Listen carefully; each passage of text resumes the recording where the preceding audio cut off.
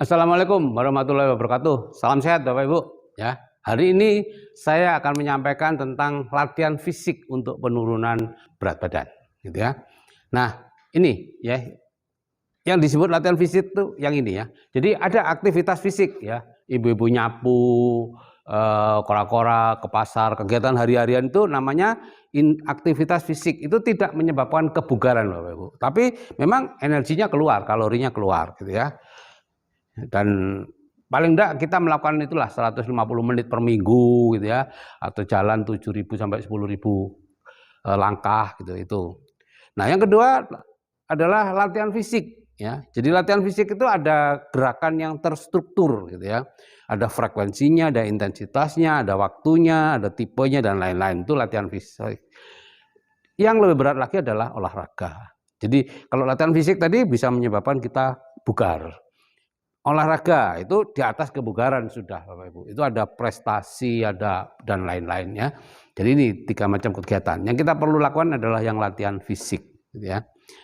Jadi ada 2, aerobik dan anaerobik ya. Aerobik itu intensitasnya sedang gitu ya, tapi durasinya lama dan terus-menerus seperti jogging, senam gitu ya. Itu kan tidak terlalu berat ya. Anda tidak harus senam jogging sambil bawa ban besar gitu ya, enggak ya. Kalau durasinya lama, maka lemaknya akan turun gitu ya. Nah, berbeda dengan anaerobik. Anaerobik itu intensitasnya yang tinggi, yaitu berat ya, semakin berat semakin bagus ya. Durasinya pendek ya. Latihan beban misalnya atau senam penguatan otot ya, semakin berat bebannya semakin bagus. Nah, intensitas tingginya itulah yang menurunkan lemak kita gitu ya. Jadi berlawanan. Kalau yang di aerobik itu durasinya lamanya gitu ya, intensitasnya sedang. Kalau di latihan anaerobik lamanya pendek sih, durasinya pendek, tapi yang penting adalah intensitasnya tinggi. Itu yang bisa menurunkan kadar lemak. Nah, ini tipe-tipe latihan fisik itu ada 4 ya. Pertama latihan otot kardiovaskuler terus-menerus, kemudian intensitasnya sedang ya sampai rendah itu. Tapi harus terus-menerus. Nggak boleh 20 menit terus berhenti istirahat dulu, lakukan lagi. Enggak, itu nggak bisa gitu ya. Sorry, saya nyebut menit karena itu setiap orang berbeda-beda ya. Terus yang kedua adalah latihan otot rangka, ya, latihan beban. Nah, itu ada istirahat, ya. Latihan beban berat, istirahat 1 menit, latihan lagi, istirahat lagi, latihan lagi, istirahat lagi. Yang ketiga adalah latihan fleksibilitas.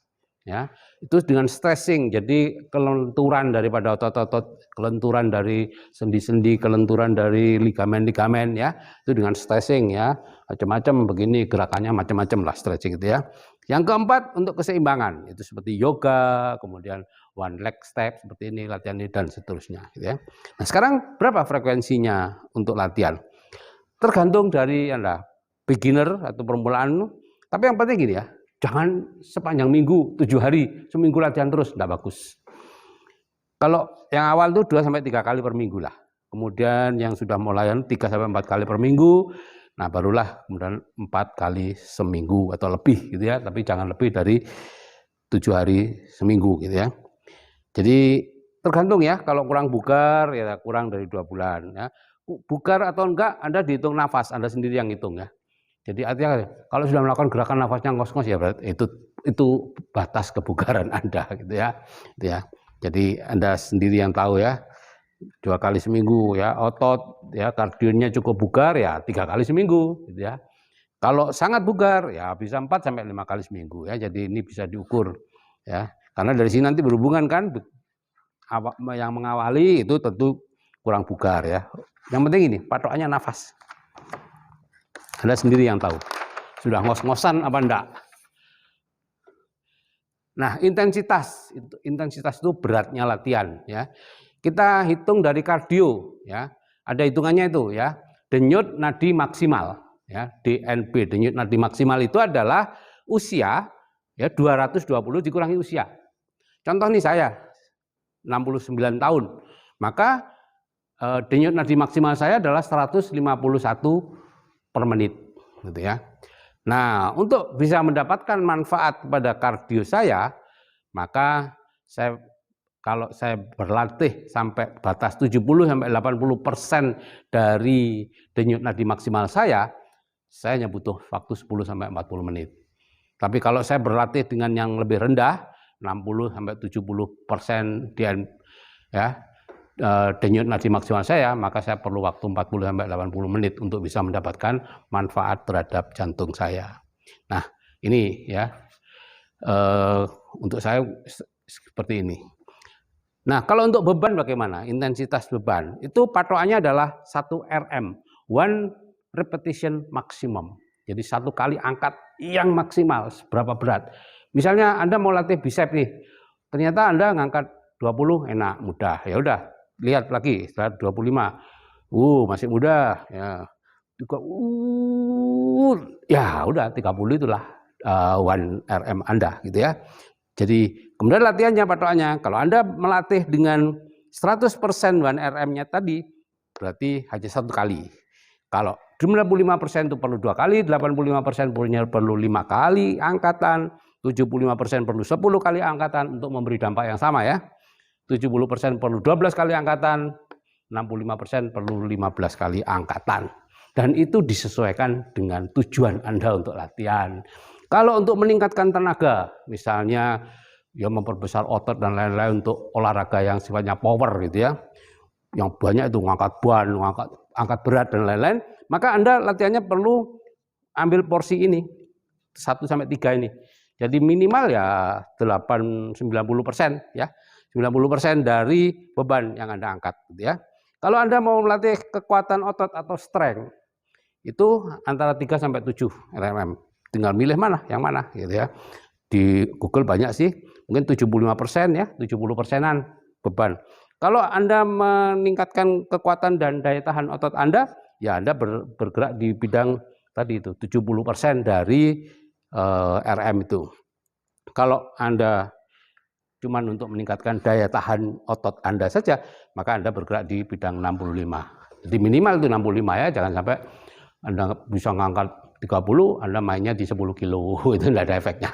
Ya, minimal 65% dari 1 angkatan yang berat. Nah, caranya seperti ini, latihan, istirahat, latihan, istirahat, latihan. Berapa kali tergantung tujuannya tadi itu ya. Nah, sebaiknya pakai coach ya, jangan latihan sendiri ya. Apalagi kalau Anda latihan di sini. Ini kemarin ada yang meninggal karena kejatuhan barbel ya. Ada itu. Nah, sekarang durasi waktunya.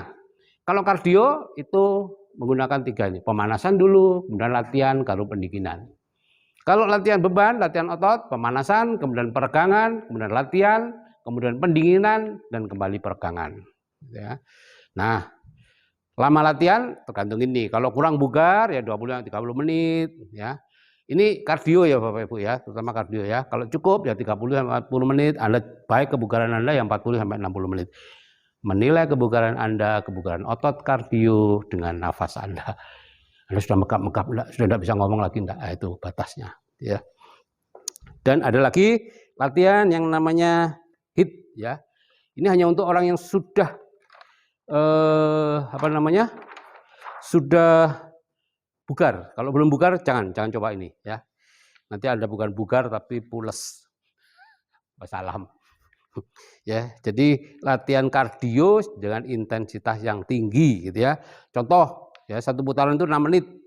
Ya, 30 menit, 30 detik berlatih, 30 detik istirahat, 30 detik berlatih, 30 detik istirahat. Lari kenceng atau apa, push up yang cepat atau apa ya.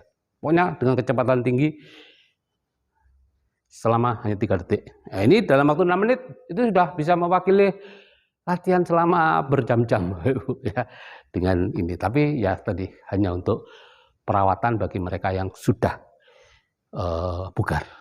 Oke, saya kira itu yang bisa saya sampaikan tentang pelatihan fisik untuk penurunan berat badan.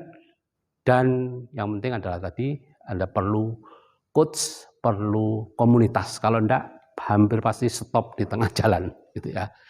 Terima kasih. Assalamualaikum warahmatullahi wabarakatuh. Salam sehat dari saya, Sigit Setiawadi.